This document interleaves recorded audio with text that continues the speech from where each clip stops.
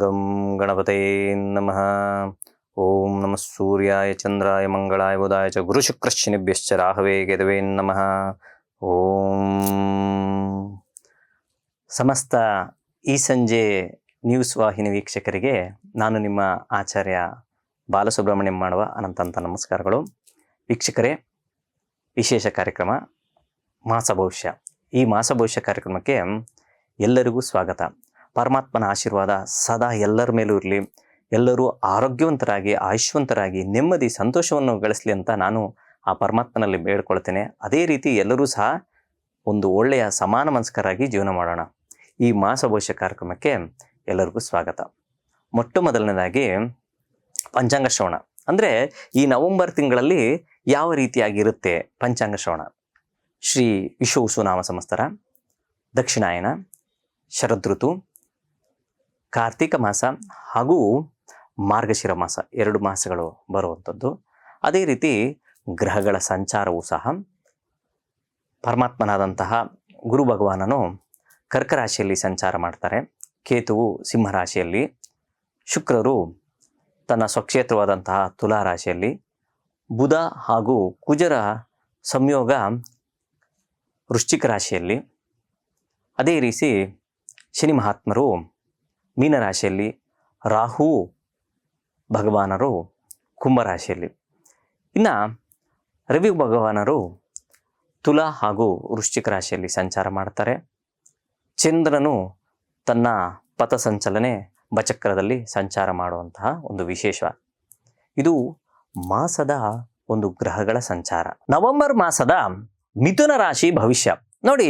ಮಿಥುನ ರಾಶಿ ಅಂದಿದ ತಕ್ಷಣ ಸ್ವಲ್ಪ ಡ್ಯೂಯಲ್ ಮೈಂಡ್ ಜಾಸ್ತಿ ಇರ್ತೀರ. ಅಂದರೆ ಸ್ವಲ್ಪ 50-50 ಈ ಕೆಲಸ ಮಾಡಬೇಕು ಮಾಡಬಾರ್ದು, ಏನೋ ಒಂದು ರೀತಿಯಾದಂಥ ಗೊಂದಲ ಉಂಟಾಗುವಂಥ ಸಾಧ್ಯತೆಗಳಿರ್ತದೆ. ಆದರೆ ಚಿಂತೆ ಮಾಡೋಕೆ ಹೋಗಬೇಡಿ. ಗುರು ಭಗವಾನರು ದ್ವಿತೀಯ ಸ್ಥಾನದಲ್ಲಿ ವಾಕ್ಸ್ಥಾನ, ಕುಟುಂಬ ಸ್ಥಾನ, ಧನಸ್ಥಾನದ ಸ್ಥಿತನಾಗಿದ್ದಾರೆ. ಆ ವಿಚಾರದಿಂದ ಏನಾಗುತ್ತೆ ಅಂದರೆ ನಿಮಗೆ ಏನೋ ಒಂದು ರೀತಿಯಾದಂಥ ಇಂಟ್ಯೂಷನ್ ಪವರ್ ಹೆಚ್ಚಾಗುವಂಥದ್ದು, ಹಣಕಾಸಿನ ವಿಚಾರದಲ್ಲಿ ಸ್ವಲ್ಪ ಸುಧಾರಣೆ ಕಾಣುವಂಥದ್ದು, ಆರೋಗ್ಯದಲ್ಲಿ ಸಹ ಚೇತರಿಕೆಯನ್ನು ಕಾಣುವಂಥದ್ದು. ಏನೋ ಒಂದು ಪ್ರಾಬ್ಲಮ್ ಇರ್ತದೆ, ಹಳೆ ಪ್ರಾಬ್ಲಮ್ಮು, ಹಳೆ ನೋವಾಗಿರ್ಬೋದು, ಅಥವಾ ಹಳೆ ವಿಚಾರದಲ್ಲಿ ಹಣಕಾಸಿನ ವಿಚಾರದಲ್ಲಿ ಆಗಿರ್ಬೋದು, ಅಥವಾ ಕುಟುಂಬದಲ್ಲಿ ಏನೋ ಒಂದು ಘರ್ಷಣೆ ಅಂತ ವಿಚಾರ, ಕಿರಿಕಿರಿ ಆಗುವಂಥ ವಿಚಾರದಲ್ಲಿ ಖಂಡಿತವಾಗ್ಲೂ ಅವೆಲ್ಲ ಮಾಸ ಹೋಗಿ ನಿಮಗೆ ಉತ್ತೇಜನ ಕೊಡುವಂಥ ಮಾಸ ಈ ನವೆಂಬರ್ ಮಾಸ. ಆ ಕಾರಣದಿಂದ ನೀವು ಎಲ್ಲ ವಿಚಾರಗಳಲ್ಲೂ ಒಂದು ರೀತಿಯಾದಂತಹ ಅಭಿವೃದ್ಧಿಯನ್ನು ಖಂಡಿತ ಕಾಣಬಹುದು.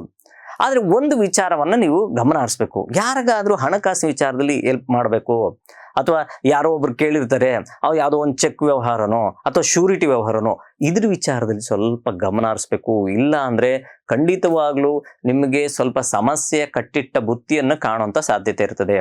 ಅದೇ ರೀತಿ ಈ ಪಂಚಮ ಸ್ಥಾನದಲ್ಲಿ ಎಷ್ಟು ದಿನಗಳ ತನಕ ರವಿಯು ನೀಚ ಸ್ಥಾನ ಅಂತ ಹೇಳ್ತೀವಿ, ಸಂಚಾರ ಮಾಡಬೇಕಾದ್ರೆ ಸ್ವಲ್ಪ ಪಿತೃ ಅಂದರೆ ನಿಮ್ಮ ತಂದೆ ಅವರು ಆಗಿರ್ಬೋದು, ಅಥವಾ ನಿಮ್ಮ ಅಜ್ಜಂದಿರಾಗಿರ್ಬೋದು, ಅಥವಾ ನಿಮ್ಮ ಮನೆಯಲ್ಲಿ ಹಿರಿಯರಾಗಿರ್ಬೋದು, ಅಂಥವ್ರಿಗೆ ಆರೋಗ್ಯದಲ್ಲಿ ಸ್ವಲ್ಪ ಏರಿಳಿತವನ್ನು ಕಾಣುವಂಥ ಸಾಧ್ಯತೆ ಇರ್ತದೆ.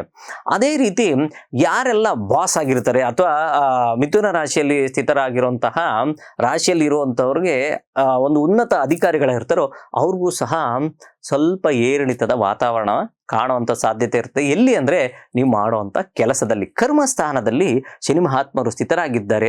ಆ ಕಾರಣದಿಂದ ಸ್ವಲ್ಪ ನಿಮ್ಮ ಕೆಲಸ ಕಾರ್ಯಗಳಲ್ಲಿ ಏರಿಳಿತವನ್ನು ಕಾಣುವಂಥ ಸಾಧ್ಯತೆ ಇರ್ತದೆ. ಮಧ್ಯಾರ್ಧದ ನಂತರ, ಮೊದಲೇ ಹೇಳಿರ್ತೀನಿ, ಮಧ್ಯಾರ್ಧದ ನಂತರ ಖಂಡಿತವಾಗ್ಲೂ ಪ್ರಮುಖವಾಗಿ ನೀವು ಒಂದು ವಿಚಾರವನ್ನು ನಾನು ಪರಿಹಾರ ರೂಪಕವಾಗಿ ನಾನು ಹೇಳಲಿಕ್ಕೆ ಇಷ್ಟಪಡ್ತೀನಿ. ಹನುಮಂತನ ಸ್ಮರಣೆ ತುಂಬ ಮುಖ್ಯ ಆಗುತ್ತೆ. ಅದೇ ರೀತಿ ಸೂರ್ಯನಾರಾಯಣನ ಸ್ಮರಣೆ, ಈ 2 ದೇವರುಗಳ ಒಂದು ಸ್ಮರಣೆ ಮಾಡ್ತಾ ಬಂದರೆ ನೀವು ಖಂಡಿತವಾಗ್ಲೂ ಎಲ್ಲ ರೀತಿಯಲ್ಲೂ ಶುಭ ಫಲಗಳನ್ನು ಉಂಟು ಮಾಡಿ ಪರಮಾತ್ಮನು ನಿಮಗೆ ಎಲ್ಲ ರೀತಿಯಾದಂಥ ಆಶೀರ್ವಾದಗಳನ್ನು ನಿಮಗೆ ಕಲ್ಪಿಸ್ತಾನೆ.